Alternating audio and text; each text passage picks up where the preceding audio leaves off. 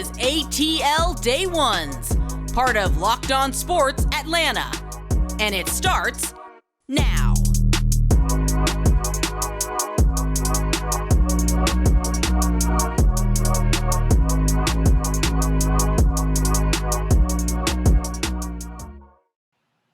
It is ATL Day Ones with Jarvis and Dimitrov. It is a Thursday, and Dimitrov, we are officially 2 weeks away from the NFL draft. So we're going to talk about the importance of it for the Atlanta Falcons with Terry Fontenot. We're going to do a deep old dive into what happened last night with the Atlanta Hawks and Trey Young and the supporting cast. And I'm excited. I don't know about you, but I am excited about that. And lastly, and for the culture, we're talking about star-studded State Farm. Dave Roberts and Clayton Kershaw. All right.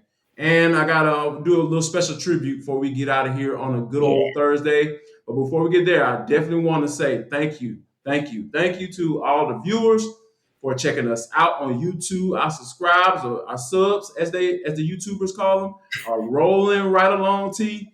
And we just want to ask that you continue to like and subscribe to our YouTube channel, which is Locked On Sports Atlanta. We got a big old lineup.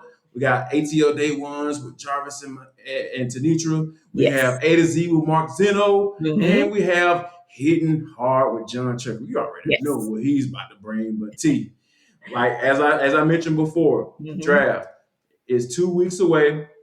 And I think that this is one of those drafts that I believe that is very important for Terry Fontenot and how he's going to be viewed as a general manager of this team, because we know how Thomas Dimitrov was viewed before he got kicked up out of here. I think this is one of those drafts where I believe that Fontenot has to get it done. I believe he has to get it done. Yeah, I would agree with you on that one. And I think, fair or unfair, the situation that went down a couple of weeks ago with Deshaun Watson and the imminent departure of Matt Ryan, I think that ratcheted things up for Terry Fontenot and Arthur Smith by at least a year. I think they would have had a little bit more cushion and maybe gotten a bit more grace for this draft, if not for that situation. But that situation alone puts so much heat, so much pressure, so much attention on the two of them that I agree with you. This may be one of the most important drafts for the Falcons, maybe in over a decade. Yeah, I think, and to be specific, like I would say this, because I did a little research, how I get down, and I went to the last 14 years, right? In the last 14 years, there are two drafts that really just stand out, right? There are two drafts that I believe that changed this organization's trajectory, right? So the 2008 draft, that's when Matt Ryan was drafted. They had 6 starters in their draft, guys that started games for them, 6 of them. So we're talking about Matt Ryan, Sam Baker, Curtis Lawson, Harris Douglas, Thomas Deku, and Corey Bierman. I know you feel a certain way about Corey, not you, but I know Falcons fans feel a certain way about Corey Bierman. But hey, he played in over 100 games for the Falcons. So hey, hey, that was a very, very, very, very good pick as far as from a value standpoint. Yeah. So. And I think that, and when you go to the 2016 draft, that you had 5 starters in that one: Wes Schweitzer, Devondre Campbell, Austin Hooper, Deion Jones, and Keanu Neal. And then went on to go to the Super Bowl. And of course, in that 08 draft, you drafted your franchise quarterback, and you went on to establish yourself in their regime. You made your staple for this franchise. Thomas Mitchell will always be credited for drafting Matt Ryan, drafting the Falcons to play for the next 14 years and eventually win the MVP and go on to play in a Super Bowl that they should have won. Yeah. So I think there's a lot of things in there, but I think Terry Fontenot, I know, like you said, it's a lot of pressure, but he has to have one of these types of drafts for the Falcons. Yeah, you have just too much on the line. And, I was thinking as well, although this is a one-person draft, but that 2011 Julio Jones alone was worth your entire draft. Right, exactly. There's only like one person, so I was just like, you Yeah, know. but that saved the draft class. That's probably what Indeed, saved the draft indeed, class in indeed. 2011. But other than him, I agree with you. Those are two really critical draft classes. And when you have 9 picks, Yes. you have to do something with them. And here's the thing. We, whether it's fans, the media, or pundits, have focused on what will the Falcons do at 8? What will they do at 8? Will they trade up? Will they trade back? Will they stand pat? And who will they get at number 8? But I am also interested in what happens in the second, third, fourth, and fifth rounds, because my mind goes to last year, for example. So you get Richie Grant in the Right. second round, and you're thinking to yourself, okay, he'll be able to hit the ground running. Well, took him about half a season, if not 3/4 of a season. And I wouldn't say he's hit the ground running. I'd say he's maybe hit the ground crawling, maybe walking, Yeah. right? So you Yeah. also want to get that second round draft pick right. Okay. Mhm. And then I'll take it down a notch and say, get it right in the later rounds as well, because you look at, and I'm going to go with what Terry Fontenot did, but okay, we'll give Thomas Dimitrov a little bit of credit for this one as well. When you look at an Ade Ogundeji or you look at a Foye Oluokun, we want Mhm. to see you get that right in those later rounds as well. That diamond in the rough. Grady Jarrett, another one, Right. a There you diamond in go. the rough. So for me, Jarvis, it's not just about what they do at 8. I really, really want to see what they do across the entire, for all of the picks that they actually keep, or if they bundle picks together to move up or what have you. I want to see what the holistic, because you just said it. It's the whole picture of what is essentially laying the foundation for what everybody thinks will be the big year next year. But I do believe if you lay the right foundation this year, 2 things. Number one, that will at least, I'll say it nicely, appease the fan base, and give Indeed. them encouragement and excitement about what you may be able to do when the big one comes next year. And then there's more confidence in what you do in 2023. And if you get it right, you get some jewels in the rough, some diamonds in the rough. Next year doesn't have as much pressure on it because you've hit on Right. some this year. So that's what I'm looking for. And one more thing, I think that you hit the nail on the head as well when we talked earlier about the fact that we're not just looking at it from a positional perspective either. We're not just saying, okay, he has to go in this direction or that direction. We'll talk about that in the coming days. We'll break it down Yes. draft pick by pick. But for today, we're not looking at who he picks at 8. We're more looking at what the overall package will be to speak on what their vision is as an organization for going forward. That 30,000-foot view Yeah, matters right now. It, yeah, it it yeah. really matters because, like, okay, where is this organization headed? And I think that's a question that everybody will be asking 2 weeks from now. And I Yeah. say roughly about 4 hours and 2 weeks and probably about 4 hours or so Yeah. from now. So I think we'll all be looking forward to it. And like you said, we will be counting down and giving our thoughts and opinions on Yes.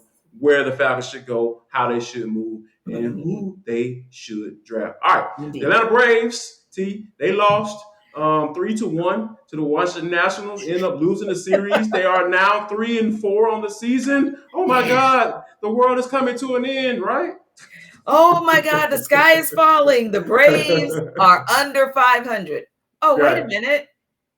They started the year off the same way last year. In fact, it was a little Yeah. bit worse because it was 0-4. Oh, wait a Right. minute. They went all the way on the other side of the All-Star break, going up and down, win, loss, win, loss, win, loss, trying to get to 500, but that math Right. wasn't mathing. It wasn't mathing at No, all. at all for them. So, no, Braves country, the sky is not falling. Now, you do have the right to be concerned. You do, Yeah. because you look at 2 teams in the Nats and the Reds that allegedly weren't that good. And then you Right. look at moments where, for example, game 2 of this series, 16-4. So you know it's there. You know the offensive firepower is there, but why can't you at this point manufacture it on a nightly basis? Just a little bit concerned. And now you're going to the West Coast to take on the Padres and of course the formidable Dodgers. So we'll really kind of see what you're really working with. But you know what, Jarvis? That might not be a bad thing. Maybe all the pomp and circumstance of World Series champion celebration week could have been a little bit of a distraction. So you reset in San Diego, and let's see if maybe we can shake off whatever is going on with them.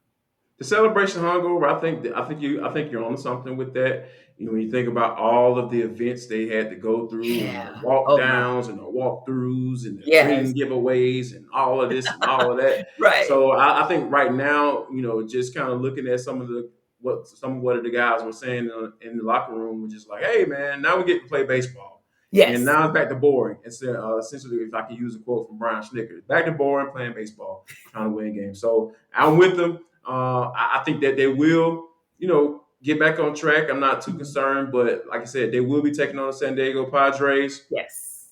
Starting tonight at 8:10. 8:10 is first pitch, and Charlie Morton will be on the mound. So that has to be encouraging. I know I am, because he looked amazing in his last start. So I'm all for that. Now, and lastly, T, before we get out of here, I think that the NBA might be onto something when it comes to replaying tournaments, right? Because I think that is some excitement. Yes. Because specifically in the East, because the teams are so kind of like similar, when it comes to the caliber, the level of talent on each team. I think the talent in the East is kind of spread out. So that kind of calls for teams not being too far from each other from a talent standpoint, or how just good they really are. Yeah. So I think these NBA play-in tournaments or games they've been doing really well, and I think Adam Silver is pleased at this point. Oh yeah, and agreed. And it gives an opportunity for a team like the Hawks, no different than maybe the Suns a couple years ago in the bubble, to show like we can come on strong. We may have stumbled out of the gates, but we can come on strong and maybe make some noise in the playoffs should the Hawks win tomorrow night. But also, even in the Western Conference, everybody assumed that the Clippers were going to win, and the Wolves did. Right. And it was an exciting game. And then many people wondered, oh my God, who wants to watch, the sleep fest called the Pels versus Spurs? It was a very compelling game.